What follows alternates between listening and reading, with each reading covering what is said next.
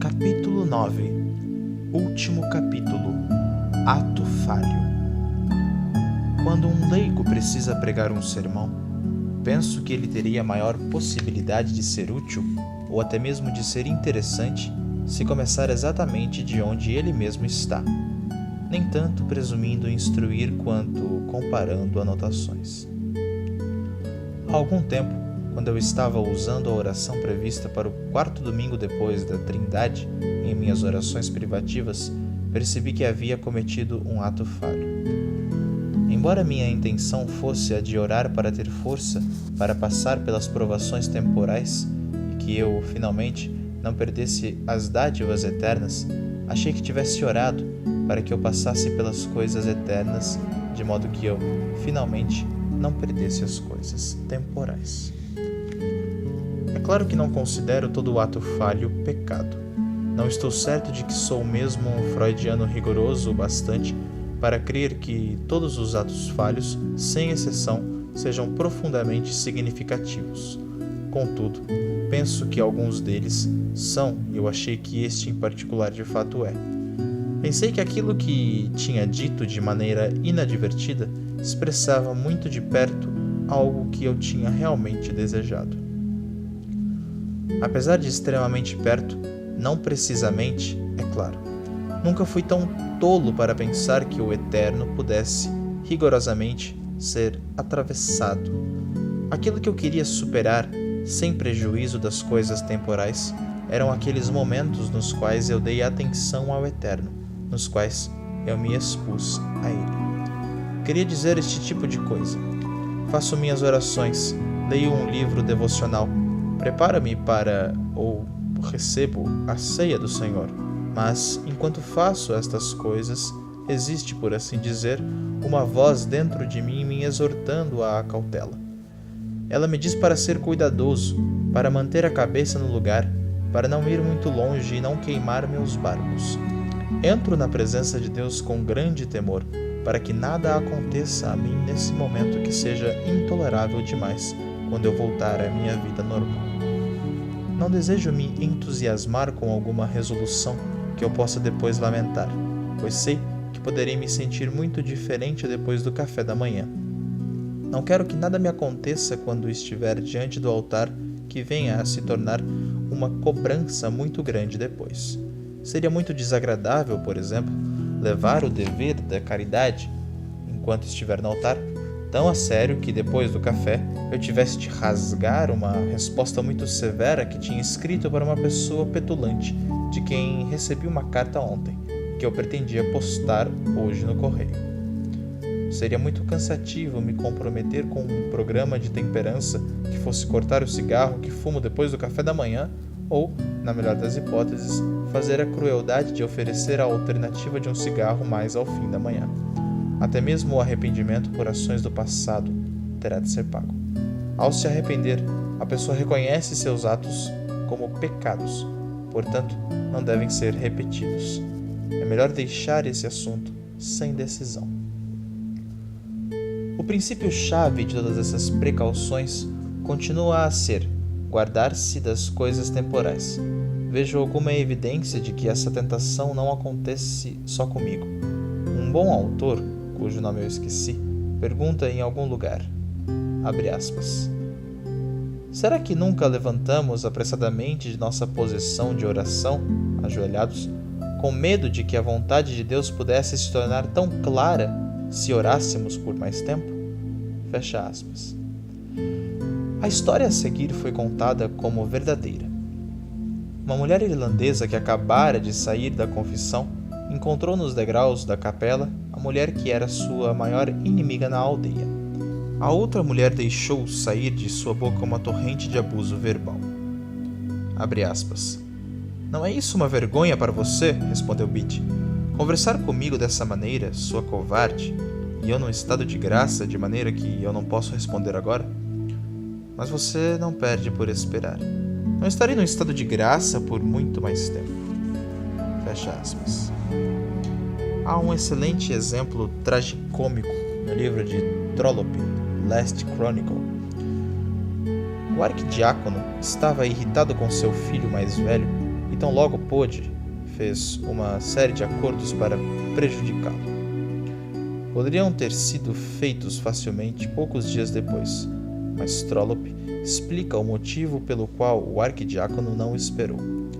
Para chegar ao dia seguinte, ele teria de passar pelas orações da noite, e ele sabia que não seria capaz de levar adiante seus planos hostis de modo seguro por causa da oração. Perdoa as nossas dívidas, assim como perdoamos os nossos devedores. Assim, ele entrou primeiro. Decidiu apresentar a Deus um fait accompli, fato consumado e irreversível. Esse é um caso extremo das preocupações das quais falo aqui. O indivíduo não se arrisca a alcançar o eterno até ter primeiro se assegurado das coisas temporais. Esta é minha interminável e recorrente tentação, descer até aquele mar. Acredito que foi João da Cruz que chamou Deus de mar, e ali não mergulhar, nadar nem boiar, mas somente pisar e respingar a água com cuidado para não sair da parte mais rasa, segurando-me na corda salva-vidas que me conecta às minhas coisas temporais. Isso é diferente das tentações que encontramos no início da vida cristã. Naquele tempo lutávamos, ao menos eu lutava, contra admitir as reivindicações de tudo que é eterno. E depois que lutávamos, que apanhávamos e nos rendíamos, supunhamos que tudo seria um mar tranquilo para navegar. Essa tentação vem mais tarde endereçada àqueles que já admitiram a reivindicação, pelo menos em princípio, e estão até fazendo um esforço para cumpri-la. Nossa tentação é a de olhar intensamente para o mínimo que seria aceito. De fato, somos muito parecidos com os pagadores de impostos honestos, mas relutantes. Aprovamos nosso pagamento de imposto em princípio e o fazemos corretamente, mas receamos um aumento nos impostos. Somos muito cuidadosos para não pagar mais do que é necessário e esperamos, muito ardentemente, que depois de pagar o imposto, haverá o suficiente para continuar vivendo a vida. Observe que essas cautelas que o tentador cochicha em nossos ouvidos são todas plausíveis. De fato, não creio que ele tente frequentemente nos enganar, depois do início da juventude, com uma mentira direta. A plausibilidade é esta. É realmente possível ser levado pela emoção religiosa, entusiasmo, como nossos antepassados diziam, em resoluções e atitudes que não são pecaminosas, mas racionais.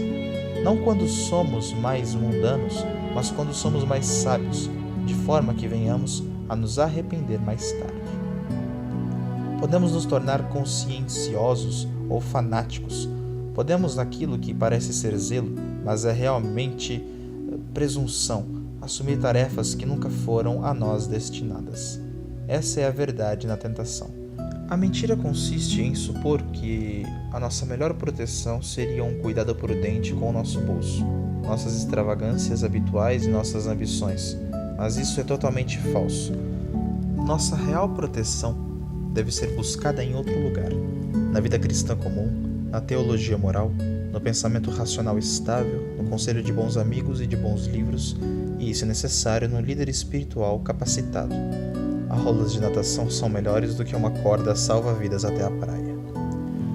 Fica claro que essa corda salva-vidas é na realidade uma corda mortal.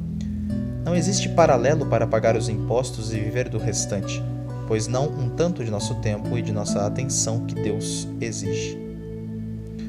Não é nem todo o nosso tempo nem toda a nossa atenção, mas a nós mesmos. Para cada um de nós, as palavras de João Batista são verdadeiras. Abre aspas. É necessário que ele cresça e que eu diminua. Fecha aspas. Ele será infinitamente misericordioso com nossos fracassos repetidos. Eu não sei de nenhuma promessa de que ele aceitará uma acomodação deliberada. Em última análise, ele não tem nada a nos dar a não ser a si mesmo. O que ele só poderá fazer quando a nossa vontade autoafirmativa se retirar e deixar lugar para ele em nossas almas. Preparemos nossas mentes para isso. Não haverá nada de nós mesmos que restará para viver, nem uma vida normal. Não quero dizer que cada um de nós será necessariamente chamado para ser um mártir ou mesmo um ascético. Disso, nada saberia dizer. Para alguns, ninguém sabe quem, a vida cristã incluirá muito tempo livre, muitas ocupações que naturalmente apreciamos, mas isso será recebido das mãos de Deus. Tendo um cristão perfeito em perspectiva, essas coisas farão parte de sua religião, de seu serviço e de suas responsabilidades mais difíceis. Suas festas serão tão cristãs quanto seus jejuns. O que não pode ser admitido, que deve existir somente como um inimigo não derrotado, mas resistido diariamente, é a ideia de existir alguma coisa que seja nossa, alguma área em que nós devamos abandonar a escola, em que Deus não tem o que reivindicar. Ele reivindica tudo, porque Ele é amor e deve abençoar. Ele não poderá nos abençoar a não ser que Ele nos tenha. Quando tentamos demarcar dentro de nós uma área que é nossa, acabamos por manter uma área de morte. Portanto, em amor, Ele exige tudo. Não existe negociação com Ele. É esse, como entendo o sentido de todas aquelas máximas, que mais me deixam alarmado. Thomas More disse: se você fizer um contrato com Deus sobre o quanto você o servirá, verá que você mesmo assinou ambas as cópias do contrato. Lowell alertou de modo frio e assustador: muitos serão rejeitados no último dia, não por não terem dado tempo e esforço pela sua salvação, mas por não terem dado tempo e esforço suficientes. E mais adiante, em seu período pessimista, mais profundo, ele disse: se você não escolher o reino de Deus, no fim, não fará nenhuma diferença o que você escolheu em seu lugar. Essas são palavras duras de acolher. Será que realmente não fará nenhuma diferença se foram mulheres ou patriotismo, cocaína ou arte, uísque ou um lugar no gabinete de ministros, dinheiro ou ciência? Bem, certamente nenhuma diferença de importância. Perderemos o fim para o qual fomos formados e teremos rejeitado a única coisa que nos pode satisfazer. Fará alguma diferença para um homem que está morrendo no deserto qual for a rota escolhida por causa da qual ele perdeu o acesso ao único poço? É impressionante como nesse assunto o céu e o inferno falam em uníssono. O tentador me diz: tome cuidado, pense em quanto essa decisão e a aceitação dessa graça vão custar a você. Contudo, nosso Senhor também nos diz para calcularmos o custo. Mesmo nas questões humanas, grande importância é atribuída à concordância daqueles cujos testemunhos dificilmente concordam. Aqui, mais ainda. Entre eles parece ser claro que ficar remando sem sair do lugar é de pouca importância.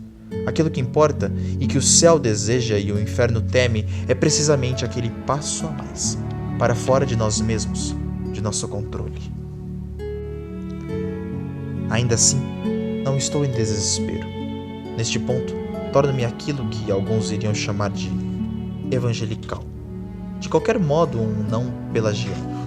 Não creio que qualquer esforço da minha vontade possa acabar de uma vez por todas com o desejo por obrigações limitadas, essa ressalva fatal. Somente Deus pode e tenho fé e esperança de que Ele o fará. É claro que não quero dizer com isso que posso, portanto, como se costuma dizer, sentar confortavelmente. Aquilo que Deus faz por nós, Ele faz em nós. O processo de fazê-lo me parece, não falsamente, ser como os exercícios repetidos, todos os dias ou todas as horas, por minha própria vontade em renunciar a essa atitude, especialmente cada manhã, pois cresce sobre mim como se fosse uma nova cobertura cada noite. Fracassos serão perdoados. É a concordância que é fatal, a presença permitida, regularizada, de uma área em nós mesmos que ainda exigimos para nós.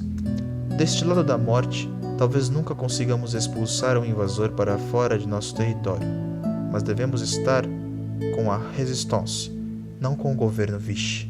Isso, até onde posso ver, deve ser reiniciado a cada manhã.